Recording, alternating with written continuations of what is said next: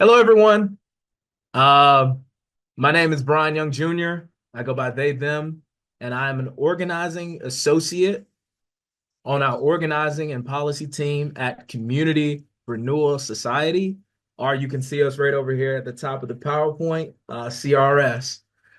Community Renewal Society is an organization that informs and brings people of faith and congregations together in partnership with communities, coalitions, interfaith organizations, and civic leaders to intentionally and decisively transform society towards greater social justice at the intersection of racism and poverty. Now, I'm here on behalf of this great organization, CRS. We welcome you all to our growing leadership training. So we want y'all right now.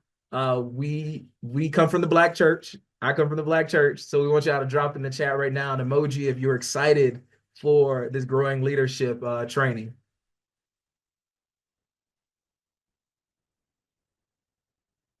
Okay, I see something from Grace. Thank you, Grace. Thank you, Jerome. All right now. Look at that. Look at that. We making work of the Zoom. I like this. Thank y'all so much. Yeah. Okay. Yep. Okay. So yes. So right now, everyone, um we come to you today with the growing leadership training, and this growing leadership training right here. This training is focused on our work around police accountability and community safety. At the center of this work around police accountability and community safety at CRS is the ECPS coalition and also the GAPA coalition that we are a part of. So the title of this evening is very specific and very straightforward. What is ECPS slash GAPA? From our organizing, we have come to understand that although we won this historic ECPS ordinance in 2021, and it is incredibly historic, it's the first of its kind in America, many people in the city of Chicago remain unaware of the aspects of the policy and how to enact our collective political power to fulfill the goal of a safer Chicago, Illinois. So we set out today to educate and plug our congregation and people of the city into this current work. We say, let's build political power with each other. All right. And so next slide. In the spirit of solidarity, CRS finds ourselves in excellent company this evening with the support of our awesome friends and coalition partners in justice. They are as follows. We have them right up here on the screen. Y'all can look at all these beautiful pictures. Uh, so in the middle, right before us, we have Sully Peterson-Quinn. Sully is an Illinois native with family roots on Chicago's South Side. They graduated from the University of Illinois at Urbana-Champaign in 2019 and have worked in electoral politics for the last 9 years in Illinois, Iowa, Nevada, and Virginia. So as of now, Sully works as the coordinator of GAPA. And so if y'all can just give a hand to Sully, like use the emojis because we on Zoom. All right. And if we look to our left right here, my left, and maybe your right, we have Kevin Tyson. So Kevin Tyson is one of our coalition partners as well. Kevin is a longtime member of this organizing that we all do. He began his political activism in 1971 as a teenager in the youth committee to free one of our great leaders, Angela Davis. After moving to Chicago, Kevin worked as an organizer for the Chicago Alliance Against Racism and Political Repression and a volunteer organizer for the state Senator Alice Palmer. With over 50 years in political and community activism, community and political activism, he has been involved in campaigns against the death penalty and food insecurity and to promote police accountability and voter registration. So we bring to you Kevin Tyson, and Kevin Tyson goes by he, him. All right. Thank y'all. Kevin a hand. All right. I also want to say Sully goes by Dave M. I go by Dave M as well. Last but not least, we have Grace Patino. Uh, Grace is a community organizer um, who first joined the Chicago Alliance Against Racism and Political Repression in 2017 in the fight for community control over CPD. Grace also participated in the creation and passing of the ECPS ordinance, which we will talk about today, and was a canvasser in the district council elections. For a paid job, Grace has worked as a paralegal and an educational advocate for almost a decade, advocating for the educational interests of children with disabilities. So everyone give a hand clap to Grace. Throw your hands up. You know, we bring the Black church spirit in here. Thank y'all. All right. And so everyone, you know, before we start, we like to go over just some housekeeping. So one of the first things that we want to do is we want to just like take a step back and honor the land that we're on. So let's take a moment to have a land acknowledgement. We come to you on the traditional homelands of the Council of Three Fires, the Adawa, the Ojibwe, and the Potawatomi nations. And forgive me if I mispronounce any of those.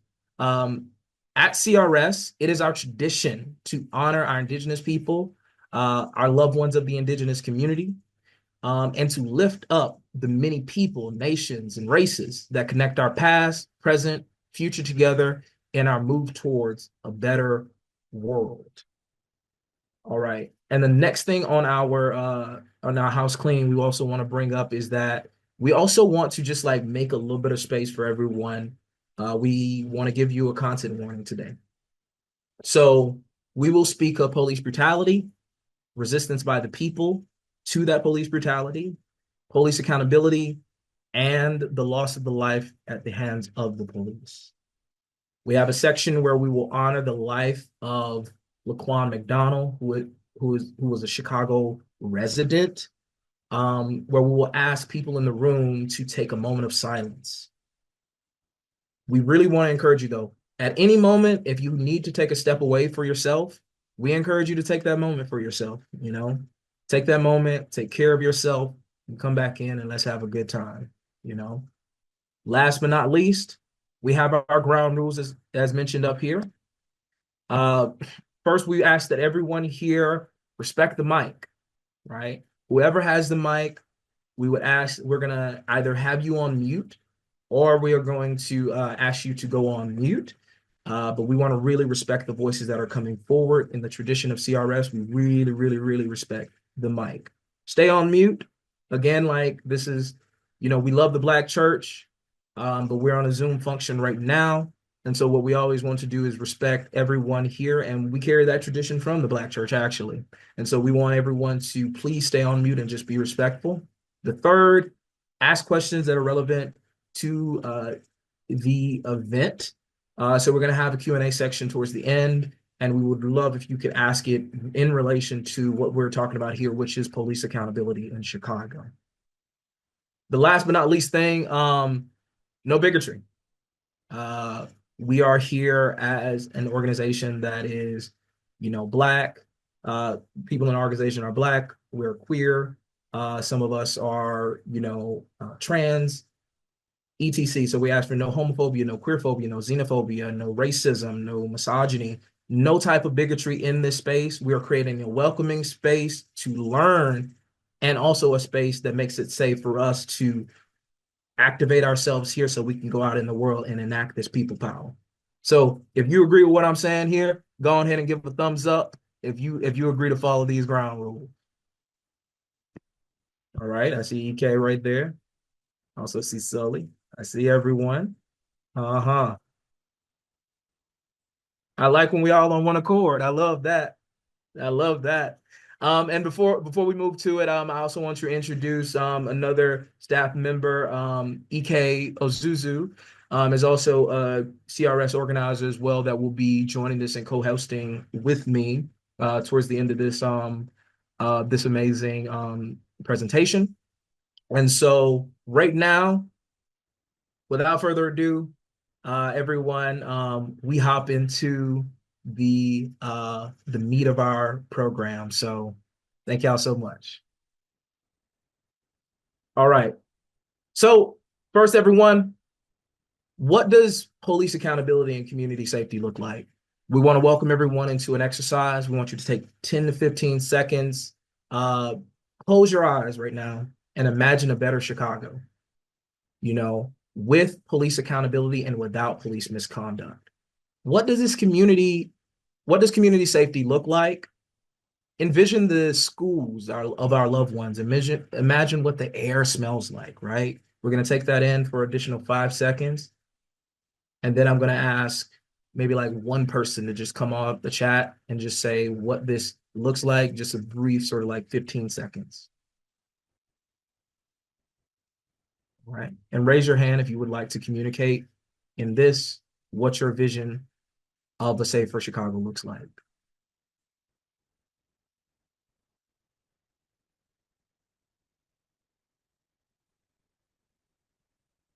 All right. No worries, no worries. We're still getting into it. No worries. So after we've envisioned this, we appreciate y'all for participating in this. Whatever that vision that you brought to this space, and however you related to this, we want you to take what you saw in this, what that vision was, and we invite you to keep this in mind throughout the entire time here. Why? Because we want you to envision yourself also as an active change agent in making history. History is made by all of us. And so making these beautiful visions a reality is on us. And as our wonderful Black queer ancestor James Baldwin once said, we are bound in history together. So let us go back to the past right now to understand, as Marvin Gaye said, what's going on and where we're going. All right. So now we're going to talk about the history of policing. The history of policing in this country, when we tend to think of policing, we have many ideas and we have many things about, how we want the police to operate. And, this is not even here to even deny or this right here is to ask us to take a material approach to it and how we can lead it to understand the function of the police. According to one of our coalition partners and a longtime organizer here, Frank Chapman of the National Alliance Against Racist and Political Repression. Modern policing has its roots in the slave patrols of the plantations in the Black Belt South. The slave patrols were groups of largely, most of the time, white men organized by slave owners to put down rebellions and resistance of the enslaved. Then with that historical context, the police force developed a little bit and would develop into what it is today. And this relationship of the police and the Black community, which developed in the antebellum South, this relationship, we have to be honest about it, it has been a mixed relationship. And between Black people and between working class people in general with the police. For example, the many protests against police brutality and the rise of the Black Lives Matter movement in the 2010s. We say all this essentially to just say that we as people of faith and goodwill are a part of a long history of justice and of resistance. And that has been here for a century and a half. And so what we are doing here today is we're continuing that fight as we always have for police accountability and community safety. And so right now, as we think about that history, as we put that history in our head and we think about police accountability, we also want to honor those who have given their life pretty much, not just to the cause, but to living in this world as a person. We are wanting to start by honoring Laquan McDonald of Chicago, Illinois. As we move forward, let us not forget those who have fought, who were lost to police brutality. We honor Breonna Taylor. We honor George Floyd. We honor Alton Sterling. And and we honor Dexter Reed. And these are just to name a few. But for the specific purpose of this, as we are in Chicago, we want to put a specific focus on honoring Laquan McDonald. So I'm gonna ask everyone right now if we could take a second to honor Laquan. Laquan was a 17-year-old teenager who was fatally uh, uh, shot 16 times by CPD police officer Jason Van Dyke. This has inspired the creation of GAPA and of ECPS, as all works for accountability or police accountability have. And this is from normal Black people just rising up and normal people in general and saying, let's stop this senseless killing of our loved ones. So let's just take a moment of silence to honor these people who have lost their life.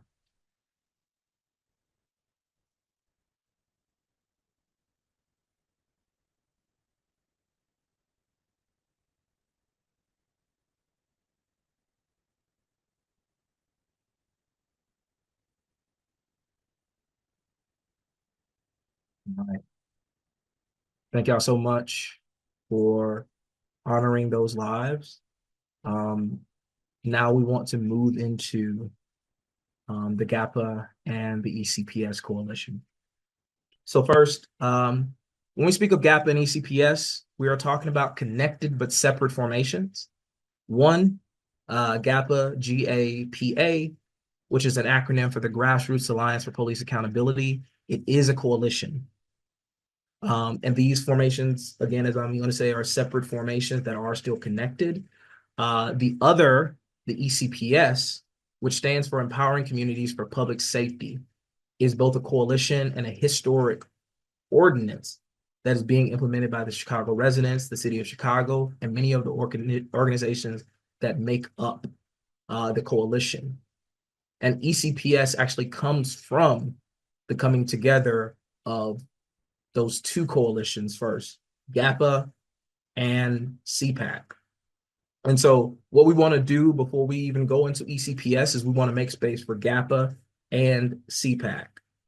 And to speak briefly on one of these coalitions, which is GAPA, we want to invite Sully Peterson-Quinn, but before we say that, we also want to say that the CPAC movement and the CPAC ordinance was also a part of this as well. And so, but right now, what we want to do is we want to bring forward Sully from GAPA.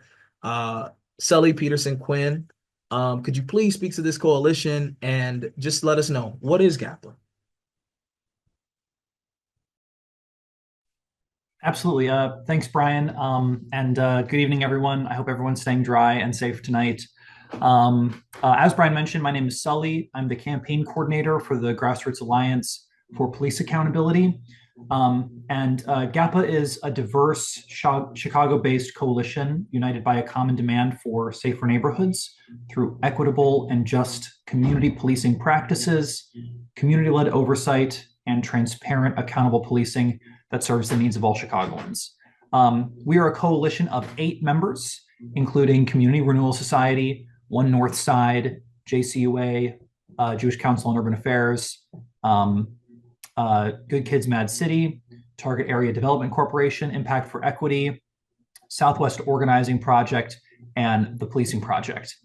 And all of these organizations have themselves a very diverse portfolio of work, from housing justice to education reform to neighborhood preservation and a lot of other really exciting projects.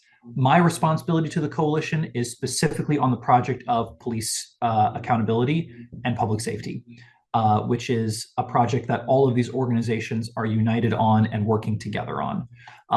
We are partners in the ECPS coalition with Carper and a number of other individuals who continue to work on implementation of the ECPS ordinance, which is GAPA Coalition's primary project right now. And to just briefly go into a little bit about that, the GAPA Coalition is primarily focused on a few projects right now when it comes to ECPS implementation.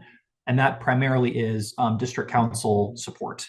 So there are 22 district councils across Chicago, which we'll get into a little bit later in the presentation.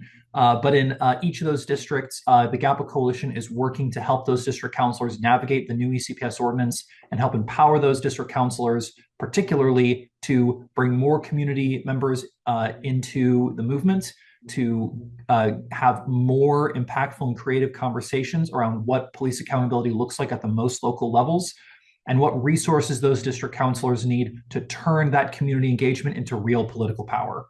So those are the areas that the GAPA Coalition is focused primarily on. I'll also say in our partnership with the ECPS Coalition, we're working on a few other campaigns as well that we're very excited about.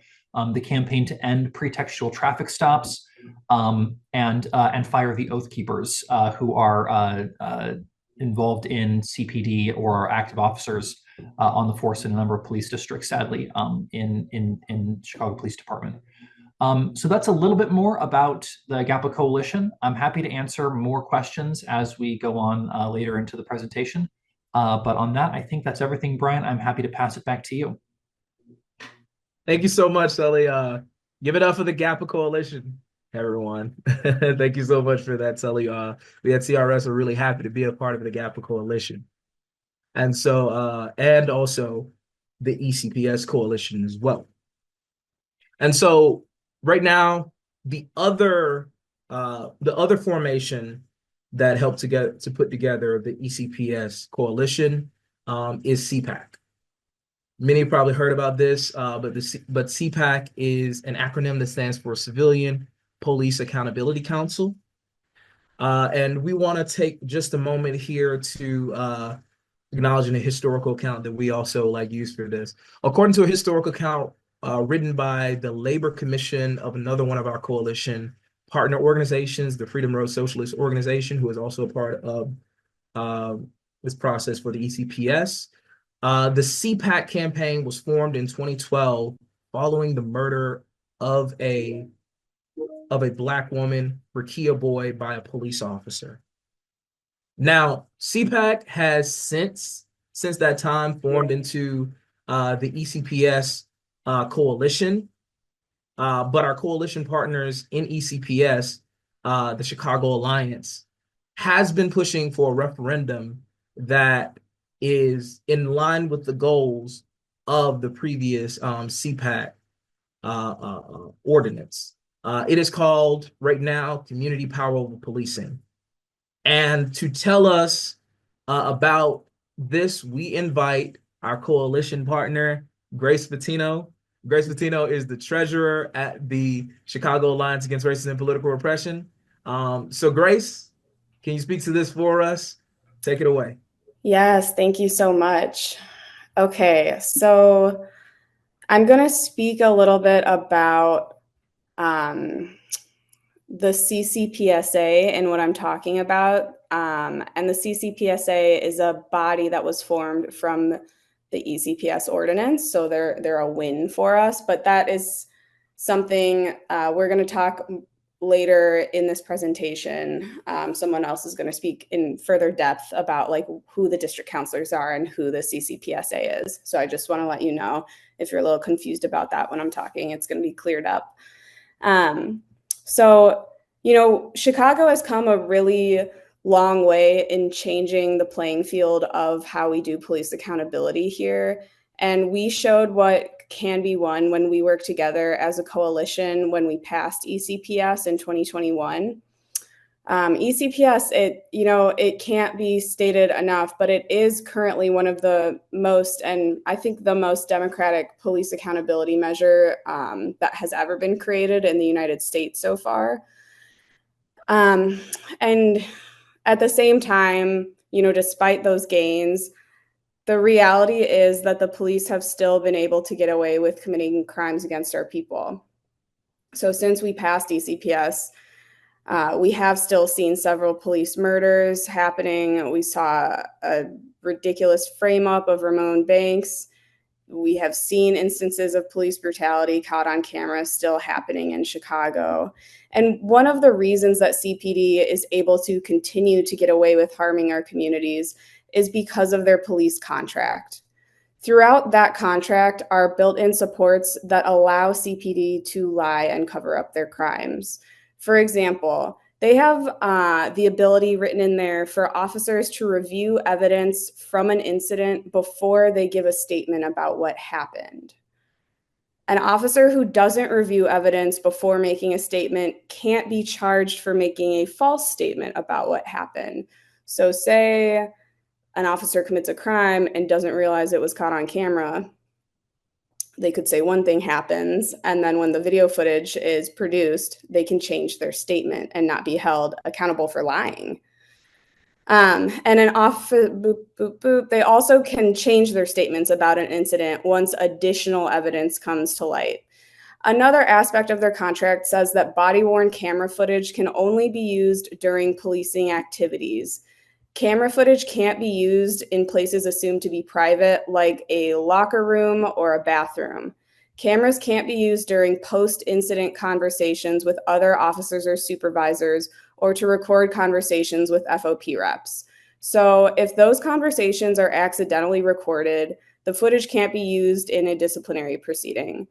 So say you have an officer in a locker room or an officer talking to a supervisor right after a shooting, and someone forgets to turn off their camera and they say, "I did it, I meant to do it, I will do it again," etc.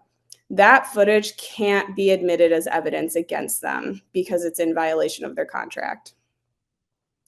So it was brought up, these Oath Keeper officers as well. So I'm sure we've all been hearing about this in the news. One of our wins with passing ECPS was the ability to get the CCPSA created, and then for them to have the ability to set CPD policy. But even with the CCPSA modifying CPD's own policy around officers belonging to extremist groups, these officers are still on the force. And I believe that that's ultimately because the police superintendent has failed to enforce Rule 2 of the Police Code of Conduct. So this is a rule that already existed when these officers decided to sign up and join the Oath Keepers. And it forbids CPD from engaging in activity that brings discredit upon the department. So this is a rule that was actually applied in the past, used to fire a CPD officer who was found to be a member of the KKK. And that was decades ago. But our police superintendent today is refusing to invoke Rule 2 and apply it to these officers now. So I know these are a lot of negative things, but I'm bringing it up to let you know that this is why we need the ECPS referendum, to get us closer to our shared goal of holding the police accountable for what they do and what they don't do. So the referendum would give the CCPSA, it would expand their power.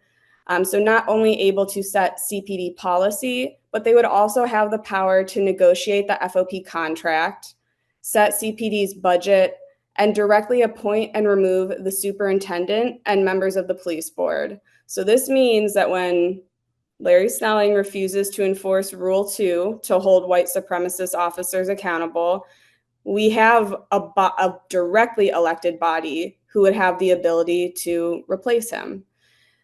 This means when it's time for budget talks, the CCPSA would have to approve CPD's proposed budget. And when the FOP is negotiating their contract, we would have reps from the CCPSA who would hopefully be fighting against aspects of their contract that are against the interests of the people. So those are aspects of expanding the CCPSA's power. The referendum would also change the structure of the CCPSA to make it directly elected by the people. So right now, we directly elect district counselors, and then they put forward names for the mayor to appoint. The whole reason, well, one of the reasons, we were fighting for CPAC and then fighting for ECPS is because the mayor's cover-up of the Laquan McDonald murder, right? So we can't always rely on having a accountability-minded mayor in this position. So we do want the CCPSA to be directly elected by the people. And also, it would expand the commission. So right now, the commission is 7 seats. This would expand it to 11. So 9 of those seats would be directly elected. 2 of them would still remain appointed by the mayor. And the reason for that is to allow people who are traditionally barred from holding public office to fill those 2 seats. And with that in mind, we have like youth and people who have a history of incarceration. So yeah, the referendum means creating an opportunity to directly put the people in charge of who polices our communities and how our communities are policed. And then just quickly to get into where we are in the referendum fight. So we call the referendum CPOP, Community Power Over Policing. Currently, CPOP is stuck in the Rules Committee of City Council. We are trying to get it moved to the Public Safety Committee. Currently, barriers to moving the referendum out of the Rules Committee and into Public Safety is Harris in the 8th Ward and Taliaferro in the 29th Ward. There are some aldermen that want the referendum vote to go to the Police and Fire Committee, but as some of us probably know, that is a pretty unfriendly committee to this kind of thing. And once the referendum is able to be moved to the Public Safety Committee, we will ultimately need votes from aldermen to get the referendum put on the ballot. Right now, we're talking about the March 2026 elections. And for the once the referendum were to get on the ballot, we would be working on getting out the vote to let Chicagoans decide whether or not they want to claim this power. So right now, we have canvassing going on every week, usually Saturdays and Sundays. People are going out into their communities to collect postcards and canvas community members, mostly on the south and the west side, in targeted wards. We also have people doing phone banking, some pressure campaigns going on. People are going to ward nights to try and pressure these aldermen through their voter base. So if anyone here is interested in getting involved in that fight, we have ways to plug in. It takes a lot of creativity, as we all saw when we passed ECPS, you know. I mean, we were doing murals. We were like picketing outside of a restaurant that an alderman owned. So there's a lot of different ways to get involved. And yeah, I encourage you to do so. Thank you. Thank you so much, Grace. Thank you so much for breaking all that down and just like giving us just the background on the referendum is. And yeah, no, we really appreciate the work that we do with the ECPS coalition with the Chicago Alliance as well. So what we have on screen right now is a little bit, the next section we're going to go into is the formation of the ECPS coalition. But if you can take a look right here, these are all the organizations that made this possible. These are a lot of normal people, normal everyday people just working to get stuff done like the best of our tradition does. So the referendum for community power over policing represents the past fight for what is in line with the past fight for CPAC, but it also is a push forward, as Grace just mentioned, a step towards greater community power to determine who polices our communities and how our communities are policed. And we want to say this, these advances in the struggle for police accountability and community power didn't just magically appear out of the ether. And I'm sure we would all agree with this, right? This does not just appear out of the ether. Normal people of Chicago had to make this history. So right now, we're going to pass the mic to another justice warrior who was there, who was specifically there with us. And I know Grace was also as well. When GAPA, CPAC, and Chicago, the city of Chicago, and I'm talking about all the people of Chicago came together to win. We now invite our next guest, Kevin Tyson. Everyone give a hand clap to Kevin. Kevin is a CRS board member, Imani Village ambassador and community outreach, an organizer with CRS member congregation Trinity United Church of Christ, Kevin will give us background on how these formations, GAPA, CPAC, and ECPS coalition, how GAPA came together and formed the ECPS coalition. So Kevin, we want you to take it away. How was ECPS formed? Thank you, Brian, and good evening to everyone. And definitely want to lift up the phenomenal presentations done by Grace and Sully. Brian asked the question about public safety. What does public safety look like? One of the questions I ask in these types of forums, these types of venues, I ask people, when is the last time you felt safe when you encountered a police officer? And that's in so many different possible situations that could happen. And when do you feel safe in knowing that the police were there? Different situation. We come across that when we are in the street driving, we encounter police. How did you feel? Did you feel like this is protection, or do you feel like this is a disaster waiting to happen? So, Brian talked about how, getting here did not happen overnight. And there's a long history of the idea of accountability from the police.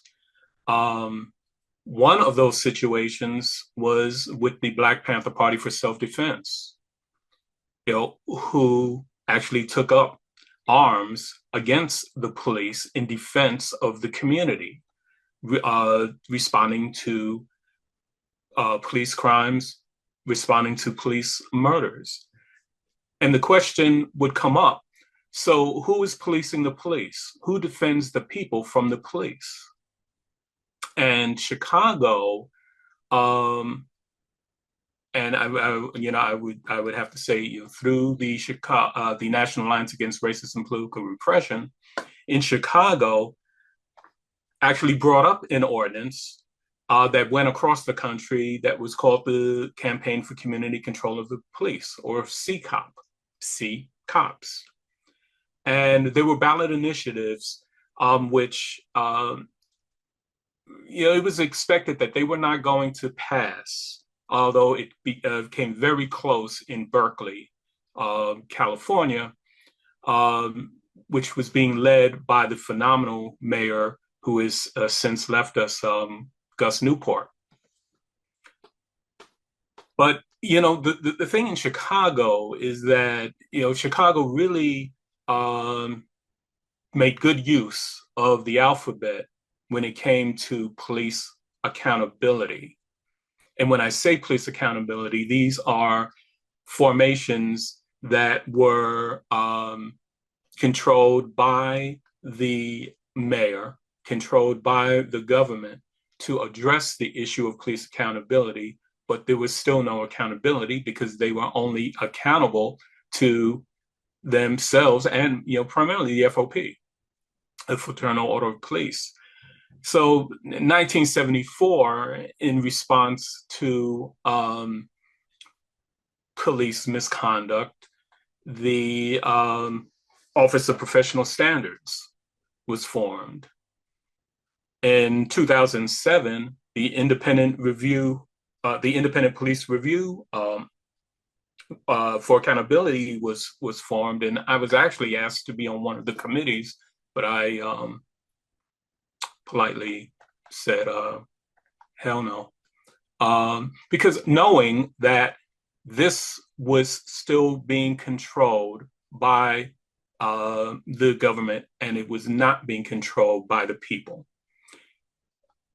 So in response to too many unfortunate incidents, in 2016, Mayor Rahm Emanuel had appointed the future mayor, Lori Lightfoot, to head up the Police Accountability Task Force. And it's really important to note that. And I want to, at this point, give one quote, or I should say, reading out of the PATF that is noteworthy. And it's under the Selection for Community Safety Oversight Board. Now, this was the project that was led by, at that point, the head of the Police Accountability Task Force, Lori Lightfoot. Meetings and votes for the body will be public. A coalition of community groups has proposed the creation of a Civilian Police Accountability Council, CPAC, to establish direct community oversight over CPD. The proposal here, talking about the PATF, the Police Accountability Task Force, strives to honor the principles established by CPAC. That is in the text for the PATF. So at that point, you can see very clear that PATF said that the idea of civilian civilian control should be the order of the day. And a little bit later, I'll talk about the response to GAPA. So CPAC was, the legislation was written by two warriors that, the original legislation was written by two warriors who have since gone on to glory, Attorney Lawrence Kennan and Attorney Stan Willis. And the support came from a number of organizations, as was noted in the PowerPoint. Actually, there were about 50 organizations that affiliated with this idea of CPAC. And most of the work was done on the street by tabling. And over 65,000 postcards were signed by, as Brian calls, common people who wanted to see police accountability and it being done through civilian control of the police. And CPAC was introduced by a phenomenal alderperson, Carlos Ramirez Rosa, in 2016. Around that same time, the Grassroots Alliance for Police Accountability was formed in 2016. And I apologize if I'm repeating anything that Grace or Sully had mentioned. And a lot of the work that was done to bring together the GAPA Coalition was done through having hearings across all of Chicago. And it resulted in the GAPA ordinance being introduced by then alders of Roderick Sawyer and Harry Osterman in 2018. Now, so we have two ordinances, and both were being, quote unquote, mulled over by the city council, but neither one made it out of the public safety committee. So the question is, what do we do now? Knowing that there was support from alders on both sides, but neither had enough votes to get passed, to get either GAPA or CPAC passed.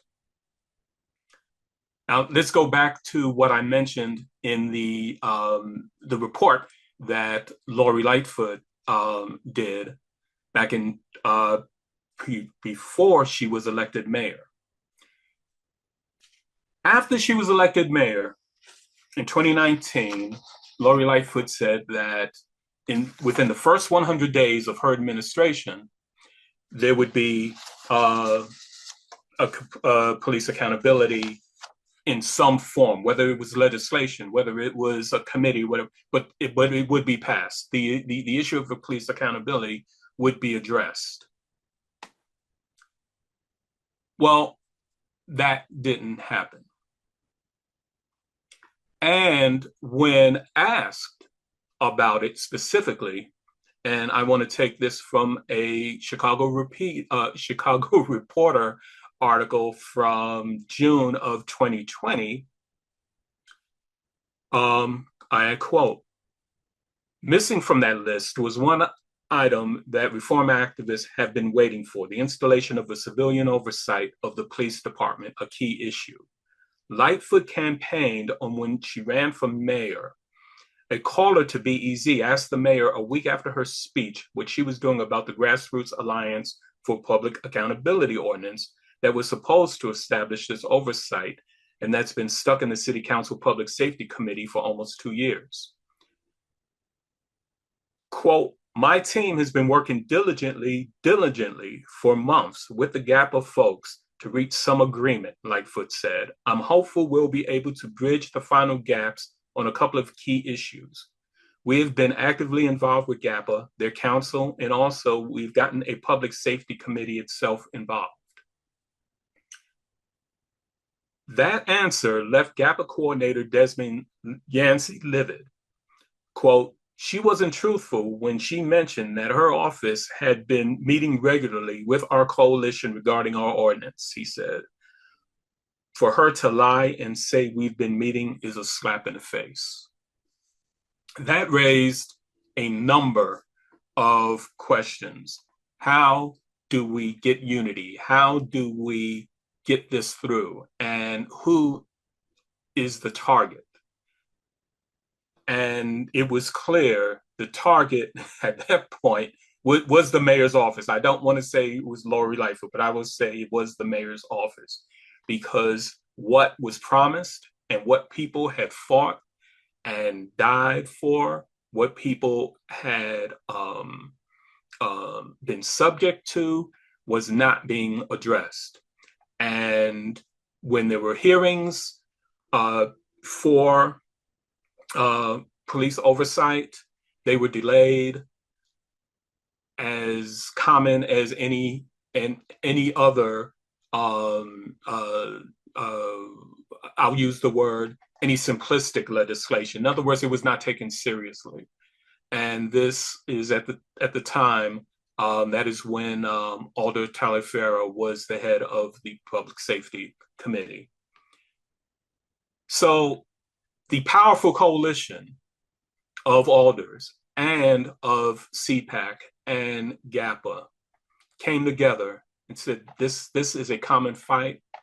And it was the ECPS, Empowering Communities for Public Safety, that came out after much debate.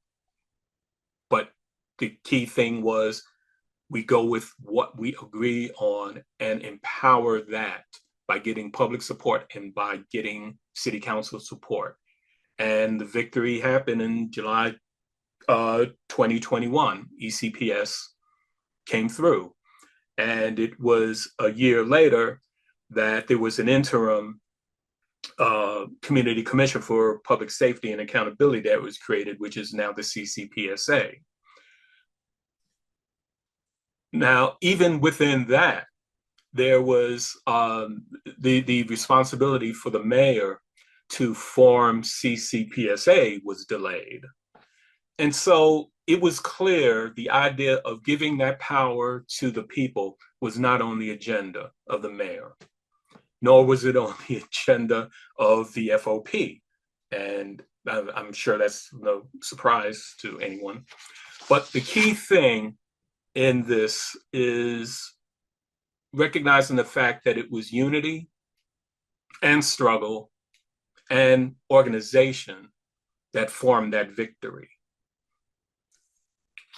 That was and still remains a lesson for us in the movement, to understand we could disagree on a number of things, but let's fight and unify on the things that we do agree on.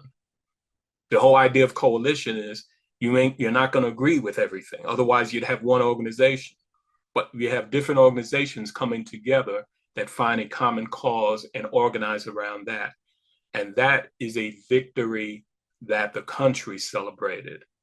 Because as was said, Chicago became the first city to pass legislation that would not only bring community members on, everyday people, but also would have power that the police department and the mayor and the fraternal order of police or police unions did not want to concede.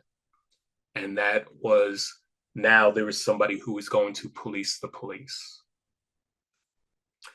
And with that, I will turn it back over to Brian.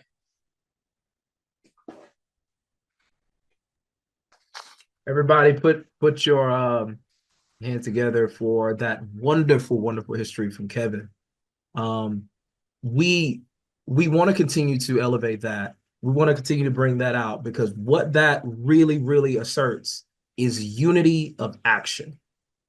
And we have to assert that unity of action. And this is the struggle that we continue now. So we want to make space to just congratulate that. And then also congratulate how now it's still our turn to carry out this ECPS coalition. So thank you so much, Kevin, for that. And so we have back on the screen the victory in 2021. What does that mean? It's still in act today. It's still in that process today. So right now, we want everyone to just like give a hand clap for this unity, because what we're going to do now is we're going to move forward to just give you a little bit more of the details about the current bodies that were created from the ECPS ordinance and how we are putting all of this into action right now, today, through the leadership of these organizations, through the leadership of ECPS, and which is the organization that the coalition we're part of, and through the might of the community. So I'm going to pass it to Ike Azuzu to give us the details on these two police accountability bodies. Ike, come to the mic. Thank you, Brian. Appreciate it. And thank you, everyone, for joining us tonight. This historic win created the ECPS ordinance, from which two progressive bodies would give the community a greater say in how our communities are policed. The first body of the Community Commission for Public Safety and Accountability, or otherwise known as the CCPSA. This body is the citywide body elected by the mayor, who has power over the new system of police accountability in Chicago. They aren't directly elected by the people. The district councilors, on the other hand, are the second body and the most democratic body of the two, as they are directly elected and act as the eyes and ears of the district with power over local public safety concerns and providing input to the citywide community commissions on public safety and accountability. 66 positions, 22 councils, and 3 per district. The CCPSA powers and responsibilities: final say over policy for CPD, COPA, and police board, appointment of head of COPA, power to nominate and access the qualifications of superintendent and police board, proposed changes to the police budget and methods, ensuring resources are used appropriately, proposed community and evidence-based solutions to violence, vote of no confidence when police superintendent, police board, president, or COPA head fails in their duties, and then collective community input and engagement in democratic process. And the qualifications of CCPSA: the first one, you must be a resident 5 years prior, 5 years of experience in one of the following areas: law or policy, social work, psychology, or mental health, public safety, organizing, civil rights or advocacy for marginalized communities, and non-employee of the CPD, COPA, and/or police board in the last 5 years. And the powers of the district counselors: nominate members of the commission, hold public meetings to gather input about policing in their district, develop and expand restorative justice progress in their districts, attend quarterly meetings of district counselors across Chicago, and report findings to the CCPSA. And now I'll go ahead and pass it back to Brian. All right. Thank you so much, EK. And now I want to just give a moment to say thank you to everyone here. I will, first of all, I just give a clap to everyone here. And if you can give a clap to yourself, I want to ask right now, like, how's everyone feeling? Drop a heart in the chat if you like what's been going on. This has been a really, really great sort of like, details on this. Drop a like in the chat if that's cool with me. So right now, we are going to move forward to a section where we are going to talk about how to get involved, and we're going to also have a Q&A. But before we move to this Q&A, and before we give y'all a little bit more detail on the district council, how to get involved in your district councils, which is what we want to do. We want people to actually leave this with some action steps. We want to bring forward our executive director at CRS. Our executive director is Dr. Waltrina Middleton. So Dr. Middleton will speak to the importance of unity in this process. Dr. Middleton, can you tell us about the importance of unity for this ECPS ordinance and why it's so important to us here at Community Renewal Society? Thank you so much, Brian, and thank you to everyone who convened with us this evening. I want to salute and celebrate you. So if everyone can give a little love to Brian and the entire organizing and policy team, very grateful for each of you for your leadership. So just shout out to you, Belaya and EK, and of course to our development and communications team for their support.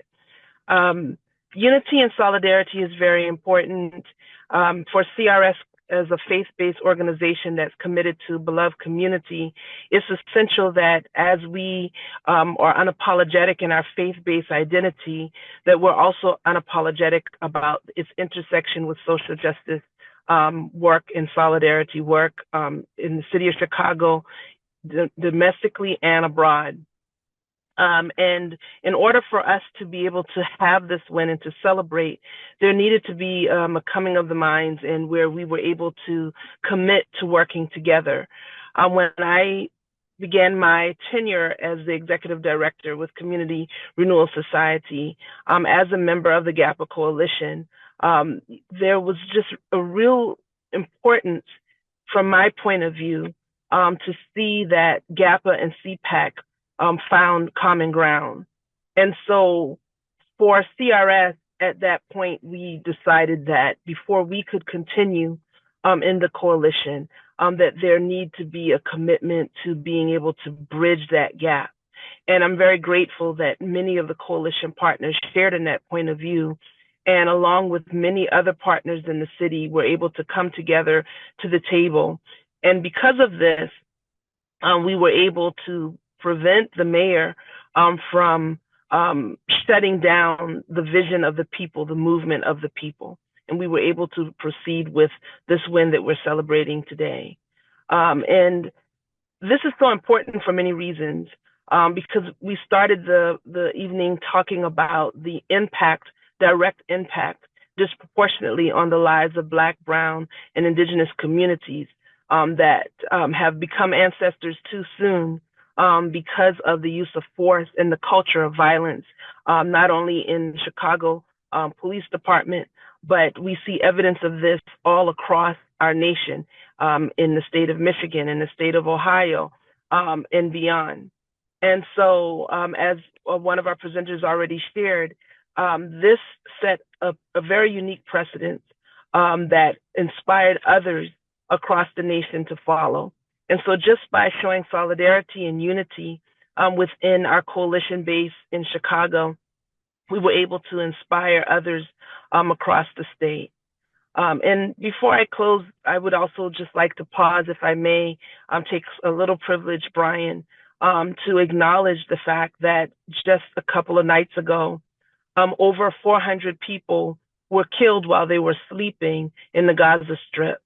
And 60% of those who were murdered were women and children, but 120 or more were children who were killed. And I raised this, Brian, because you asked the question about unity. And when we're talking about ECPS, GAPA, and CPAC, we're talking about eradicating the culture of violence. And we're also talking about self-determination. And so when we think of the plight in Palestine, we must also be mindful of the parallel of culture of violence and the parallel of self-determination by a people fighting for their liberation in their very lives. And the militarization of policing, the disinheritance, the dehumanization, the prison industrial complex, the mass murders and mass imprisonment. All of these are parallel issues when we talk about the impetus for the work that we're discussing this evening. And so we cannot discuss our liberation if we are not also discussing the liberation of those in the diaspora. And Brian, you so eloquently lifted up Brother James Baldwin, who in his letter to Angela Davis warned us about ignoring that they're coming for one, that they will come for you as well.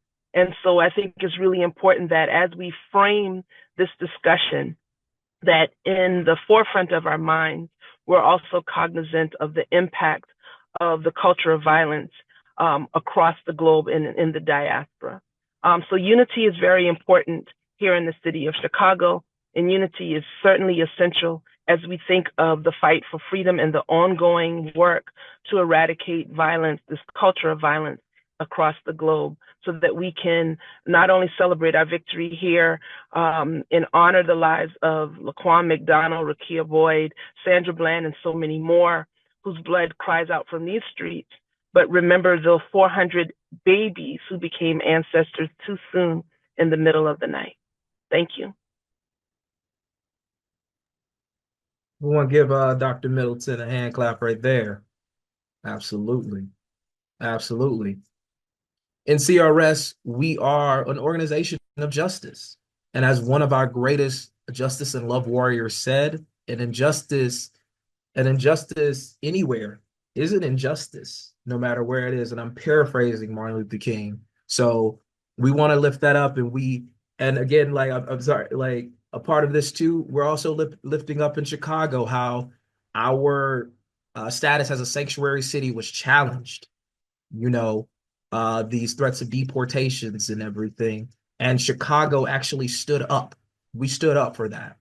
And so as we think about everything that we're doing here, we also want to embody that we keep us safe and we keep our communities grounded. And that empathy and that compassion and that fight for justice happens no matter where it occurs. And so I want to thank everyone for that. And thank you so much, Dr. Middleton. And as we mentioned, we always want to remember that we are stronger. We are stronger when we come together around a common cause, right? We are stronger when we embody the unity of action. So we want to ask the people in our audience, right now, we're going to move to the Q&A, but I really want to also say this to everyone as we move into this Q&A. We're gonna also, as this is going on, as people are asking questions, we want everyone to get involved. And so if you look in the chat, you will see where it says find my district and find my area. We would like everyone, if you could, to find your area and post it in the chat with everyone. And when you find your area, we want you to then use the second link, which says the City of Chicago. That's where you can see where you can go and enact our political power by going to those CCPSA meetings and making our voices heard, and by going into your district councils. You will find that on the calendar. Thank you so much, Marlene, for that. All right. Thank y'all. Thank y'all. And right now we're going to move into the Q&A. So if you have a question in this Q&A, we ask you to either raise your hand or like drop it in the chat. But the first person right now who has their hand raised for this, and I assume it's a hand for a question, we're gonna kick it to Sully, and then but y'all keep on dropping in the chat your district and also use that calendar link. Sully. I was just briefly going to add on to what you were just saying, Brian. I am putting a link also in the chat here for the GAPA Coalition's website, which is chicagogapacoalition.com.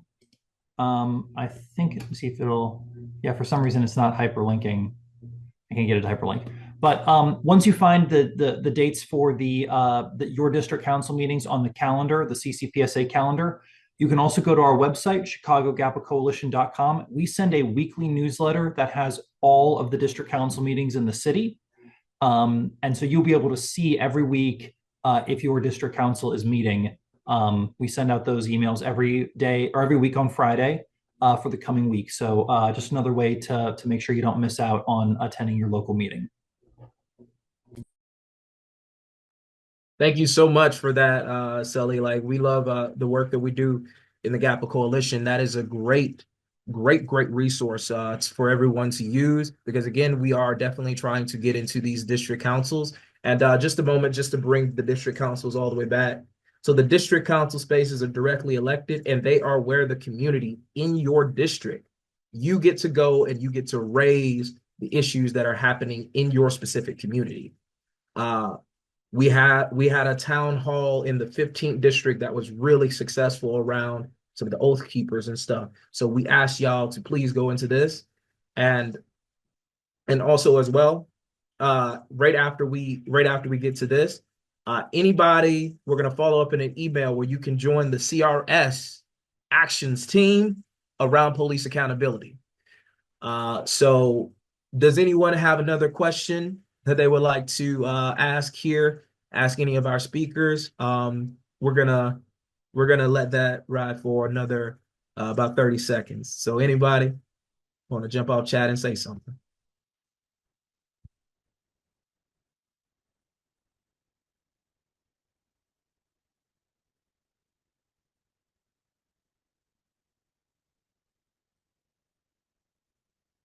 Well, all right then. All right then. We love that. We love that. Y'all said we already full. We already full. We ain't got no questions. We just ready for action. And I like that. I'm assuming with the last thing, but it's probably potentially a good assumption. So, but thank y'all so much. Dr. Middleton. Thank you so much, Brian. I just wanted to reiterate the note in the chat for those who have resources that they are sharing. If they send those resources to info@communityrenewalsociety.org, we will be happy to share those with all of the registrants. Thank you. Thank you so much, Dr. Middleton. And again, everyone, like, we're going to follow up from this. Everyone that attended this meeting, we have a gift for you. We are going to send out in the coming weeks, we're going to be sending out just a little bit of a breakdown of this process right here and how you can get involved. And so you can get involved in the chat. And we also, okay, Ito, yeah, go ahead, Ito. Thanks, Brian, and thank you everyone who shared. And anyone could answer this question. I'm going to direct it to Grace first, but then anyone could jump in. But I was going to ask, as someone who has helped canvas for the CPOP, I'm sorry, for CPOP initiative, how do you suggest folks who don't live in the 8th or 29th wards help get it out of the Rose community? Yeah, thank you so much for asking that. So we do also do phone banking. So calling people who do live in particular wards and encouraging them, talking to them about what's going on, and asking them to contact their alder to apply that pressure. Also, like, if you don't live in a particular ward that we are targeting, you're more than welcome to still connect with people who are doing that work in that ward and to travel there. And if you're looking for something that's north side specific, but you are interested in canvassing, I would say just reach out to me, myself, or Frank Chapman from the Alliance, because frankly, like, a large reason we aren't having like a broader scale canvassing strategy right now is because of resources. We do not have the same funds right now that we did when we were fighting for ECPS, because most of our funds went into that. So it's just limited printing capacity even. But if you are, did that answer your question? Yeah, it did. I think, well, more specifically, I can share, like, can other alders besides Taliaferro and Harris help pressure to get it out of the Rules Committee? And who are the alders who have expressed support? And may not, we may not need folks in their ward to push them as hard, but just wondering if there are people that we think we could, get more buy-in from, who then could also help city council have a favorable opinion of it. Yeah, absolutely. So we do have a lobbyist working with us on this. So they are our initial point person with speaking with aldermen. And I can't tell you off the top of my head right now who has and who has not endorsed, but I can say that I used to live in the 48th ward, so I knew Lenny from working in that ward for a while, and so I just had a meeting with her, not too long ago. And from that meeting, she agreed to endorse. So I'm happy to get people a list of who we don't have on board yet and who specific targets are. And if anyone feels like they have a personal relationship with any of those alders, I encourage you to meet with them, invite their constituents to meet with you guys too, and apply that pressure. Thank you. Thank you so much, Ito, for that question. And thank you, Grace, for that response. We're going to now, with that question, we're going to move to a close. We would ask everyone, these resources that have been shared, they are on the website of both GAPA, and then you can go on the Chicago Alliance, and also you can go to our website, communityrenewalsociety.com, to check this out. We also want to, close this out by saying, coming to a close right now by saying that right now I posted in the chat, you can go check out what we're about at Community Renewal Society using that first link. And also there, we always pass around the offering plate. So we ask that people, if you could, give us a donation, $5 to $10 donation, because this is the work, this is how we, communityrenewalsociety.org. This is how we keep the work that we're doing constantly going. So we ask you that, but also because we continuously do the work, we want to give y'all just a little bit of the updates, what we have going on at Community Renewal Society. We continue our work in the GAPA Coalition. And we also continue our work in ECPS. If I'm not mistaken, like, we have a meeting tomorrow with the ECPS Coalition that you can come out to at 9:30 a.m. Additionally, we are directly involved right now in the Free to Move campaign and steering members of that committee to end pretextual stops. If you want more information about that, feel free to reach out to me. Feel free to reach out to us and connect with us at info.communityrenewalsociety.org. And you can get in touch with us there and we'll get you plugged into that so we can fight to end pretextual stops, which is a facet of our police accountability work. Furthermore, we are also right now working towards Juneteenth. This event right here, if you like this event so much, if you like what we did with the MLK Day, where we just came together and we had a great time. We had a great time fellowshipping with each other. We are building right now towards an event for Juneteenth. And you all will be kept in mind about this too. It is in development, but we're going to have a good time. We're going to have a celebration on Juneteenth. And we're planning to also do something very, very special. But we ain't going to tell y'all just yet. We ain't going to tell y'all just yet because we like surprises. But, you know, Community Renewal Society, we're going to continue to push forward. And we're going to continue to push this light of justice in line with our pillars. You know, we're going to continue to do this work. So if anything, reach out to me afterwards. Reach out to me afterwards if you would like to get involved with the work that we do here at Community Renewal Society. We are a staff that's, you know, growing. And we are also like here to organize, right? And continue this tradition, as Kevin said, of fighting as normal people to get justice. And so right now, everyone, we're going to close out. I want to give a thank you to everyone that made this thing come together. I want to shout out to Grace. I want to shout out to Sully. I want to shout out to Kevin. Shout out to Dr. Middleton. Shout out to the organizing team. Shout out to everyone here that has made this incredible. And also you all too. Celebrate yourselves. Let's remember to celebrate ourselves, but also let's remember to continue to do this work. I'm Brian Young Jr. with Community Renewal Society. Follow our QR code and we're out here. Let's keep the tradition of justice and love warriorship alive because we are, again, in unity and a part of history. Thank you, everyone, and thank you for coming to this meeting. Thanks for being here, guys.